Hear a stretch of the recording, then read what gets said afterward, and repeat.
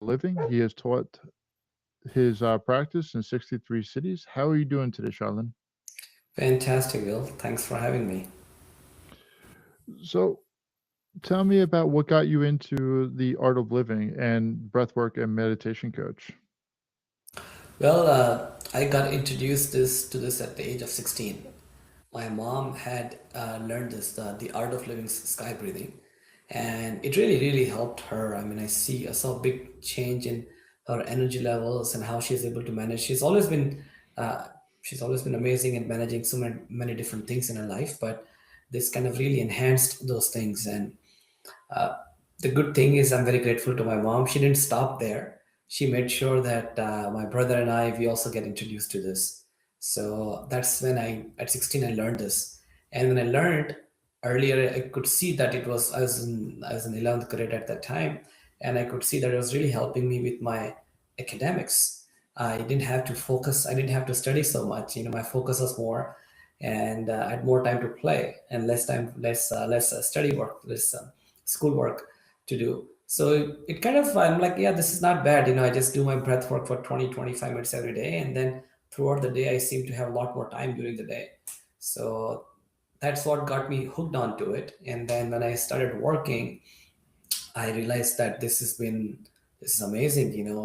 The calm, the peace that I'm able to carry, it's helping me with my professional life also.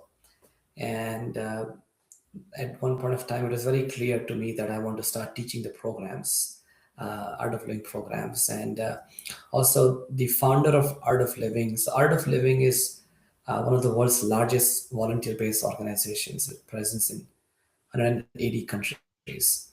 And the founder is Gurudev Sri Ravi Shankar. He's a world renowned humanitarian and a peacemaker. And watching him, seeing him in action also really inspired me that I want to do something more for the humanity. I don't want to just have live a mundane life. I know I do have a mundane life also, but at the same time, I want to do something more for the humanity, for the world. And one thing is very clear to me that the benefits that I've gotten out of this thing, if more and more people start benefiting from this, the world will be a much better, much happier place. So that's how I got more into it. So, how has this been able to help out different people with mental health? So I'll share a couple of things on those lines, along those lines, what I have seen in my participants, and also uh, the science behind it, how it's science backed. I'm an engineer, so when I first started seeing the benefits and all, I'm like, this mind, the logical mind always kept going that, what's the science behind it? How does it work? So when I first started teaching the programs, and a lot of people would come to the courses, and back in the day we would have some people share the medical history so that we can customize things accordingly. And a lot of people would come, would be taking the pills for something, or would have anxiety and whatnot, something or other going on. And back then, initially, I would think that maybe people having these things are coming to the program. But then I realized that this is so prominent in our society. Hmm. This is so common in our society. There's no such thing that certain population, this is way more common than what we realize or what we talk about. And after doing this program, just a 3-day workshop, just a 3-day course where they learn this very powerful sky breathing, we started finding out that, started realizing that people were able to get out of their anxiety. And I've had participants who shared that the doctors and physicians took them off depression medication after they practice this thing. So of course we want them to go by whatever the physician tells them to do. But a lot of participants started sharing that the physicians themselves asked them to that this something that they're doing is working. And there's a lot of science behind it around. I think we have more than 70-75 different scientific studies that we have on the sky breathing that we teach. And one of the recent ones was the one was done at the Yale University. And they took 4 control group of students. First control group was the students practicing the sky breathing, the art of living sky breathing. The second one was a control group of students doing the Yale's own emotional intelligence program. Hmm. The third one was the group doing mindfulness based stress reduction, and the fourth one was just a regular group of students. And they found that the sky breathing was the most effective. Hmm, It brought down the anxiety, it brought down the depression symptoms of depression, it lowered the stress hormone, it increased the well-being hormone. So a lot of that science that goes behind it, it kind of validates what I saw as an instructor in my participants to begin with. interesting. It's as a person that has a very logical mind, as you being an engineer, how has it actually helped shift the emotional mind? Because breathing and actually being in tune in your breath and actually feeling the breath rise and fall, like what was the balance that you felt between the emotional and logical brain while doing this exercises? Yeah, that's a very good question, and I think people don't realize the importance of balancing the both logical and emotional side of the brain. You know, the right side, the left side, however you want to call it. It's so important. Either you're so much left brain and your everything has to be logical. Your mind keeps going 1,000 miles per hour, or Hmm. sometimes you're too much in your emotions and your emotions take over and you are not able to make proper decisions using your brain, using the logic. So it's so important for perception to happen clearly, for our perception to be clear, for us to make right choices in life, right decisions in life. It is very important to balance both the emotional and the logical side of the brain. So important. And that's exactly what the sky breath does actually. It balances both the sides of the brain. So you're able to have a clear perception and you're able to make good decisions to begin with. You know, you may have realized that, well, sometimes you end up taking some action when you're emotionally charged up, Hmm. and more often than not you end up regretting it afterwards. You think, Hmm. oh, why did I do this thing? I should not have done this thing. Or the other thing is that someone who's too much in logic, you're not able to connect with people around you because you're all the time stuck in the logic. That emotional side of you is missing. You're not able to connect with your spouse, you're not able to connect with the kids at their level. So it's very important to not have extreme in either side, to have that balance. It definitely is important to have balance, and it's important to be able to, when you're getting to your limbic part of your brain, the emotional part, it's easy to want to create an aggression or something to create some type of control. So, how does a person start practicing this and then also learning how to practice or regaining control when they're actually getting excited? Yeah. So I mean, you can go to our website, Mm, artofliving.org. It's a beautiful name. It's exactly the way it is, the art of living .org. You can go to the website. There's a 3-day course that we teach, the art of living. We have the part one and the part two program. The part one program, it's a 3-day course, start over about 9 or 10 hours, where you learn how to do the sky breathing. And mhm, what really the good feedback that we keep getting from our participants is that it's not that once you've taken the program you're kind of on your own. You know, you are able to connect with a live instructor. You learn the program from a live instructor, because mm. many times people have come to the program, they've tried different apps and all, and I mean it's got some benefits to it, but it's not always very effective. And I joke with people that trying to learn meditation through an app or through a YouTube video is like trying to learn swimming watching a YouTube video. You know, you have to jump in, you have to have someone guide you, someone to hold you. You know, if you're drowning, someone to, bring you out. You need a live instructor, and that's exactly what this is. The program, you get to interact with a live instructor. You can do it online or in person, and it's offered around the country. And you are able to connect with an instructor, learn from the instructor, and after you're done with the practice, the instructor stays in touch with you. So it's not like once you're done and you're gone. If someone connects with you, you always have access to your instructor. You can always call them up, connect with them with any questions. They can guide you through it. So it's actually genuinely caring for people, not just because you want someone to learn something and then be on their own. Actually caring for them, actually caring for people who have taken the program, that they continue with it. Any questions they have that can get addressed. So that's something super cool about our programs. And once people take on the part one course, they can also go for the part two course, which is a silent retreat. And as the name suggests, part of the course you're in silence, and you have throughout the day you're doing some very powerful deep meditations, and then you're in silence also during the course. So that's the next step you can take after the part one course. So it sounds like the course is able to help people out. It's able to circle back when they have questions, when things come up. Do you guys have discussion boards? Do you guys have group meetings where you're able to relink up with each other? Exactly. So once they've taken the course, once a week we have a meetup, and that continues for the life of the program, life of life. So it's not so once a week you can join the meetup. We have across different time zones and different areas. You can join whichever you would like, whichever works for you, and continue with your practice and connect with your group again, because we found that that is very very helpful. People who have taken the program, and you've kind of become friends with people who have taken the program with, and you want to keep connecting with them, be in the company of people. Your company is very important.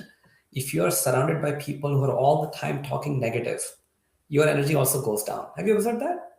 Right, when you're surrounded by people who are negative, who are all the time paranoid about things, how the world is a bad place, and you start thinking that way. But when you're surrounded by people who are positive, who are happy, who have a smile on their face, it also catches on to you. So with the smile on your face and being able to have this life-changing perspective, um, would you mind sharing some examples of some of the guys that you worked with and other feedback? I know you mentioned about a person being off of medication and then also about the Yale studies. So big thing I've been pushing right here is about normalizing men's mental health, but and how the breath is able to bring a person back to the present. Can you give more like data or be able to help explain it to somebody so in layman's terms so that they're able to not just buy the product but understand why the product is beneficial? Absolutely. Well, I'll share an anecdote actually. I was teaching this program at the bank. It's one of our largest banks in the country in New York. And this lady who was on the course, she's a VP with the bank. And on the last day of the course, she came to me and she's like, Shalin, I want to share something interesting with you. I'm like, yeah. And she's like, uh, this last 1 year was very tough on me, really tough. I went through a very bitter divorce. It was very tough, and it. She's like it brought the worst out of me, and to kind of get over it, she's like I booked a trip to Hawaii, and I'm like I need a break, and she's like when I was in Hawaii one day, I was sitting in Hawaii, this beautiful island, and beautiful like nice sunset, and pristine island. Nobody was there, and she's like I was only able to enjoy that for 10 minutes. After that, my mind was again filled with the same thoughts of anxiety, bitterness, anguish, betrayal, and whatnot. And she's like, after she took the Art of Living program, she's like, yesterday, the course was in New York. And she's like, yesterday I was driving home and I took a cab to go home. And you know how people in New York drivers, you keep honking and all that. And she's like, it was so chaotic. And she's like, but I was happy. I had a smile on my face and it didn't bother me. And she's like, that's when I realized that for me to enjoy the life, for me to enjoy what's in front of me, it's very important to have a calm mind, a peaceful mind, a pleasant mind. Because if you don't have pleasant mind, you may be living in the most comfortable house, you may have the most comfortable car, luxurious car, but if the mind is not pleasant, if the mind is not happy, you cannot enjoy any of those things. Hmm. And when the mind is more present, your ability to enjoy things in life naturally improve. Hmm. I agree with that. It's when you're able to enjoy the present, everything else becomes a lot better. It's when you're anxious or if you're living in the future or if you're depressed, you're living in the past. But at the same time, it's like the part of the experience of breath. Because I know I spoke to you a while back about how breathing is so important and actually was the cost benefits of it. So when I think about this, it's like I know we could tell people this is going to really help people out. And the reason I like to actually get down to more of the nitty gritty because it's like a huge return on investment of actually breathing and meditation and even doing yoga. So that's why I was just asking a little bit more. And I know you talked about a business exec and be able to be present. What about the average person? Like, have you actually? What about the average person in their daily day life? That's the thing. See, there's a connection between breath and emotions. So if you observe, like how's our breath when you are happy? Have you observed when you're happy and calm? How's the breath? When you're happy, it's actually more relaxed. It's not as Exactly, accelerated. exactly. It's very calm, relaxed, light breathing. How's your breath when you're there's a frustration or something? If you've observed, it's like a it's a long sigh. And the breath when you're angry, it's very fast, Hmm. or sometimes even heated. So there's a connection between breath and emotions. For every emotion, there's a corresponding breathing pattern. The interesting thing is that the reverse is also true. With the help of the breath, you can much better manage your emotions. Mm. And the funny thing, funny at the same time, but sad that neither at home nor at school we have been taught how to manage your emotions. We have been told don't get angry, don't get stressed, but we have never been told what to do when those negative emotions come up, what to do when that anger takes over, what to do when the frustration takes over. And these are such important life skills, tools that I believe that every person in school should be getting these tools so that you're empowered to be a better human being. Because the way our education system is set up is that you have overload of information. You keep working on. Um, I have a I have a 10-year-old son. I have 13-year-old daughter and 10-year-old son. And whenever we have to sit for math with my 10-year-old son, it's always we joke that for my wife and I, it becomes stressful to make him go through the math. But the interesting thing, looking at practically, most of the things that he will be learning in school, he'll never be using in life. What if 5 or 10% of the education in the school system was dedicated to teaching kids these tools so when they grow up, they can much better manage the challenges in life? Mm. And with the help of the breath, that is quite doable. It's like, you cannot control directly where the mind goes. Mind can travel to so many different places. While you're listening to the podcast, for your viewers, your mind may have gone to so many different directions. You must have, people would have thought about the to-do list, what they're going to do tomorrow. Your mind goes in so many different directions. But the breath is that connecting link. It's like you fly a kite. You cannot directly control where the kite goes, but with the help of the string, you're able to control the kite. Same thing with the breath. With the help of the breath, you're able to actually manage the mind, because mind is abstract. It's not an organ in your body, it's abstract. It goes to so many different directions. And how to control something, how to manage something which is so abstract, and Mm. yet at the same time so strongly affects the quality of your life. And the secret is the breath. I appreciate you being able to explain it that way. The reason I was asking you in different questions to get more to the root is you're exactly right. Children, they have less emotional awareness for the most part, especially boys. And they're told stop being angry, or people that have high anger issues. Like the breathing can help them recenter and it can actually help them stop being so impulsive. Yeah. And being here in America, it's we have a lot more. We have a lot of screens. We have a lot of information flying at us that we are trying to soothe all this stuff, but we're not self-soothing. And how the breath is able to help us realign with ourselves instead of trying to be everything for everything else, but not for ourselves. And that's why I was trying to get more to the root of it, of what you're doing the specialty at. And well, you kind of nailed it. That's it. With the help of the breath, you can much better regulate who you are and how you deal with situations. And that is the key. And for men, inherently, women, the emotional side is quite active. For men, not always. It's not always that active. And somehow, growing up, I don't know, knowingly or unknowingly, we were taught that don't express your emotions. It's not okay to express your emotions. It's not okay to show your vulnerable side. It's changing now. I'm seeing my kids now, it's much different than how we were raised. So it's changing, but at the same time, with men, that ability to bring that express their emotions is so important. At the same time, doing it in a very healthy manner. They shouldn't come out in a way that it hurts them or hurts people around them. And that's what it is, that nice emotional regulation, where you're able to express your emotions, at the same time stay in charge of how you're doing it.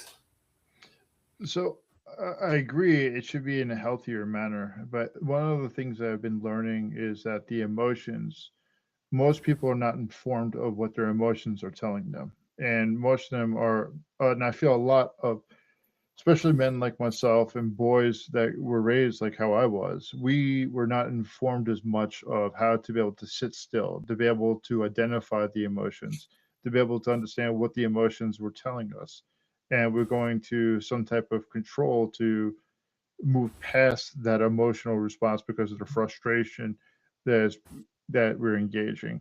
And I 100% agree with how the breath actually impacts the person. And with the with the art of living, and you like you said, Yale did a study on it. It's so important for a person to be able to sit and manage their own emotions.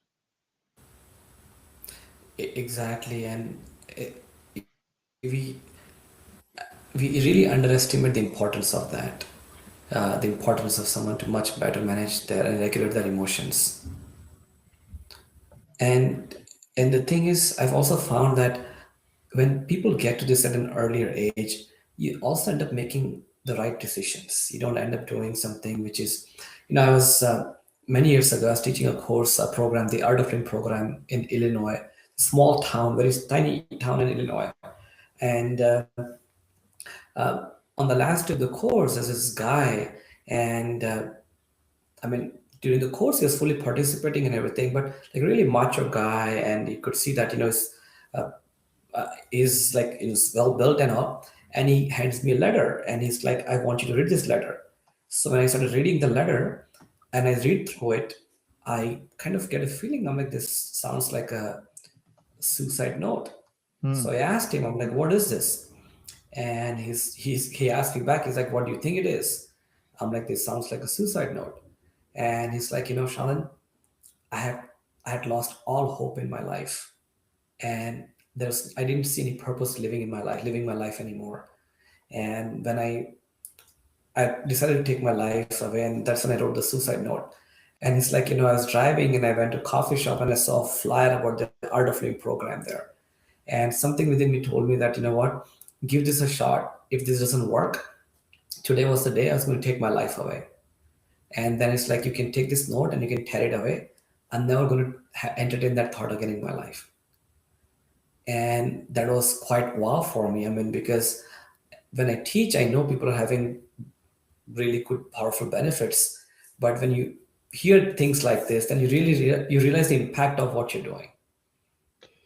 I agree. I fully agree with it. I had a different experience, but very critical experience like that myself, where if my mental health didn't work anymore, or if it didn't work, I was going to end my life. But at the same time, I was also willing to bet one more time on my life. And what I noticed about that situation was I wasn't able to identify what was going on inside my body, what was going on inside my mind. Um, there was something that you said before is like being able to sit still. There's a book, it's called the Marshmallow Test. It was based off of Stanford professor's kids being able to delay the gratification.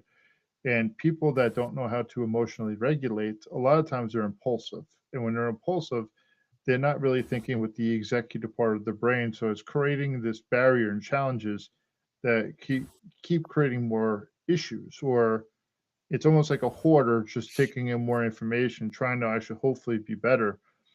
But a huge key to happiness is actually learning to be still, to be able to Yeah. breathe. Like when I was working as a peer, or even when I'm actually doing my social work student, one of the things I teach people is box breathing and being able to become comfortable with their breath, be able to understand to feel the the hot air, to feel the cold air, to feel the moisture inside their nose, bringing them to the present and being absent of other information that's happening around them. And this is why I've really been looking forward to having this conversation with you, because it's sharing this type of wisdom is one of the most return on investments that I can actually think of Yeah, about breathing and being able to sit. exactly. I mean, the investment that you make in yourself is the best investment. And even I fly a lot, so I sometimes give flight analogies. Even when you're sitting in the flight, you get instruction that first put your own oxygen mask before you Hmm. try to help the people, the person next to you.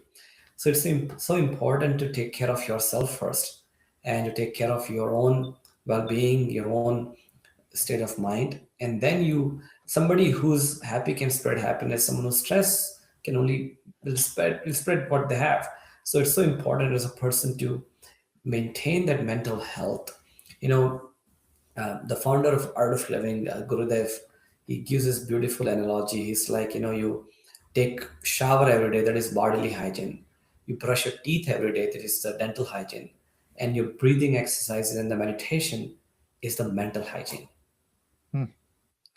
And we have been configured since your kids at taking shower every day, brushing your teeth twice a day, so much attention on bodily hygiene, so much attention on the dental hygiene, but hardly any attention has been put on the mental hygiene. Well, there's a couple of things that we can look at. Some people would say conspiracy theorists of being able to create more people into consumerism. Then you have other people that do it into the toxic parts of capitalistic perspective. If you're not doing something, then you are wasting your time. You're wasting your efforts. Then if we go to people that have actually really found happiness, the ones that are able to sit in the present and able to discuss this, they're teaching individuals to be able to sit still, to not be impulsive, to not react, to think about it, to be able to hear those intrusive thoughts. But it's actually that mental hygiene of what you're speaking about is a lot of those intrusive thoughts that we are not really allowing to be heard, they eventually take over the executive function of our brain and cause us to be impulsive. Yeah. Eh, you know, that's the thing, the difference between reaction and response. When you react to a situation, you act and then you think. You respond to a situation, you think and you act. And that impulsivity is that this some strong thing comes up and you just react to a situation and you end up regretting it afterwards. But when you have a better hold of your own mind, then you have time to think, to pause, to be still, and then you take the right action. Yeah, that's why right now with a lot of the addictions, and if people learn how to breathe and even actually just do a course like this, or people that are looking for these magic cures, there was a saying, everybody wants change until you have to actually be disciplined or create new patterns. And the breath, like I've heard this where David, trying to remember who actually said this, but they actually called it taming the inner bitch. And I understand it's a very vulgar way of saying it. It's actually in taming the impulsivity of the limbic brain, the limbic part of it, the emotional regulated brain of, hey, I need to do something. And you're learning how to be okay in a situation that you are creating this fight, flight, or freeze mentality. And this, I'm sorry about the vulgar language, but it's just more of where people are able to learn that a lot of these pitfalls that we create have been caused based off of but not being able to just sit, not being able to feel, not being able to do a lot of these things that the mental hygiene of what you're saying as a child. If we taught that as a kid, we would need a lot less alcohol, a lot less substance abuse, a lot less gambling. We'd be more family orientated. We'd be cautious with our resources. And instead of actually buying expendable items, we'd be more likely to put it into resources that cannot be Doesn't need to be thrown away.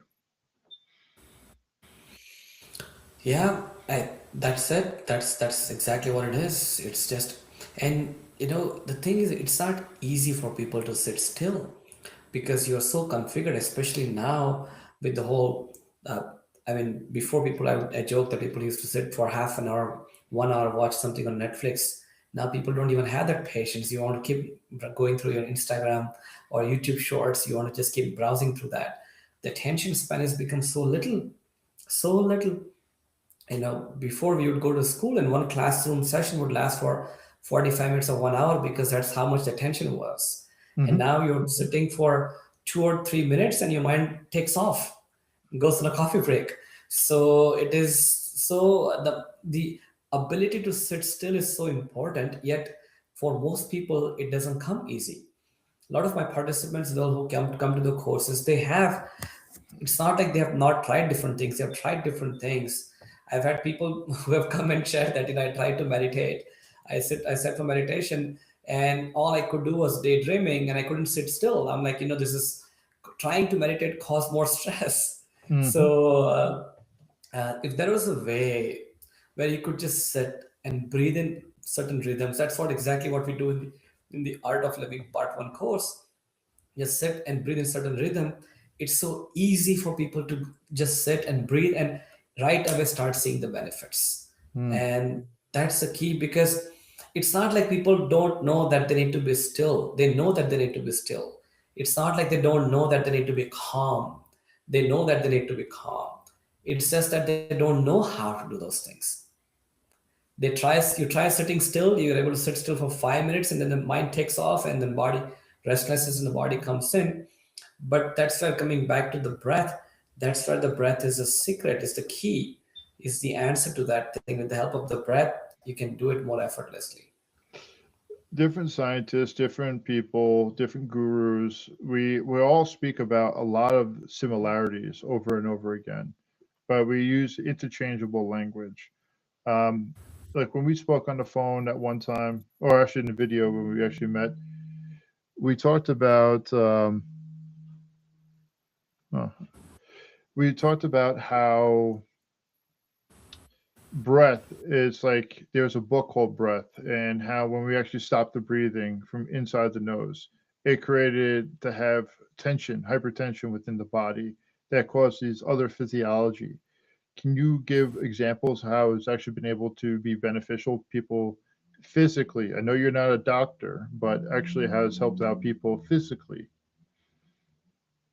So there is a breath, and there's something connected with the breath. Is a Sanskrit term called prana. I don't know if you've heard of this term prana. It's Prana, prana. The Sanskrit term. It means subtle life force energy. Hmm. So it is connected with the breath, but subtler than the breath. It's a very beautiful ancient science term, Sanskrit term, prana. And how you feel throughout the day is completely up to you to control by controlling the prana. So when Mm. the prana, the subtle life force energy in you is higher, you feel more happy, you feel lighter, you feel calmer, you feel enthusiastic. When the prana level in you is low, that's when you feel more sad, dull, lack of drive to do anything. So the ancient science of Ayurveda is so profound, and they're like, instead of telling someone you're feeling low or this is wrong with you, you just adjust the level of prana, the life force energy in you. Hmm. By adjusting the life force, it's not like you are a bad person, that you're a sad person, that you're a depressed person. It's just the prana in you low, the life force in you is low. That's why you're feeling the way you're feeling. And by addressing the prana, the life force energy, you can naturally just start feeling more lighter and happier. Hmm. And there are different ways you can do it. Like obviously, your food is there, how you eat, what kind of food you eat. There's a lot of talk about that, eating more healthy, more fresh stuff. The sleep, people are not able to, you can't sleep properly, next day you don't feel like yourself. Your company you keep, if you're around happy people, you're around pleasant people, you also feel that way.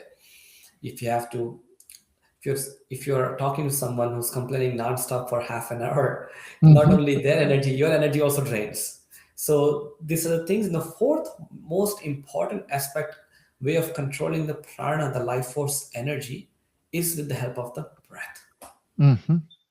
See, the very first act when you came to this planet, what was that? The first thing we did was actually breathe, or we tried to. Exactly. Yep. You very first act, you breathe in and you start crying. And the very last act when you leave the planet is you'll be breathing out. And depending on how you live your life, people around you will start crying. Mm. So the first act is breathing in, the last act is breathing out. Everything in between we call life.